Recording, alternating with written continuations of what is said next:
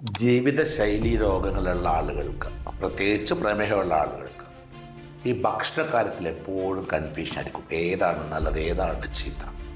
ഭൂമിയിൽ എല്ലാവരും കഴിക്കുന്ന എല്ലാ ഭക്ഷണങ്ങളും നിങ്ങൾക്ക് കഴിക്കാനുള്ളതാണ്. നിങ്ങൾക്ക് അല്പം ഇൻസുലിൻ്റെ കുറവുണ്ട്, അല്ലെങ്കിൽ ഇൻസുലിൻ്റെ കാര്യപ്രാപ്തി കുറവുണ്ട്. അത് നികത്താനുള്ള കാര്യങ്ങൾ ചെയ്തു കഴിഞ്ഞാൽ നിങ്ങളും സാധാരണ ആളും തമ്മിൽ ഒരു വ്യത്യാസമില്ല. ഇനി ഏതാണ് ഏറ്റവും നല്ല ഭക്ഷണം? നിങ്ങളുടെ ഭക്ഷണത്തിൽ 50% വേവിക്കാത്ത ഭക്ഷണങ്ങളാണ്. അതായത് പച്ചക്കറികളും പഴങ്ങളുമാണ് നമ്മുടെ വേവിക്കാത്ത ഭക്ഷണ സാധനങ്ങൾ.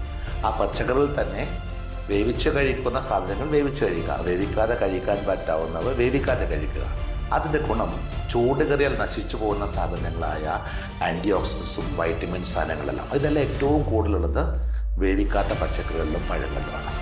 നിങ്ങൾ കഴിക്കുന്ന ഭക്ഷണത്തിൻ്റെ 50% പച്ചക്കറികളും പഴങ്ങളും പയറുകളും ആക്കാൻ ശ്രമിക്കുക. കഴിയുന്നത്ര വേവിക്കാത്ത ഭക്ഷണങ്ങൾ കഴിക്കാൻ ശ്രമിക്കുക. മുട്ട, പാല്, ഇറച്ചി, മീനെല്ലാം കഴിക്കുന്നവരെ ഒരു മിതത്വം പാലിച്ച് കഴിക്കുക.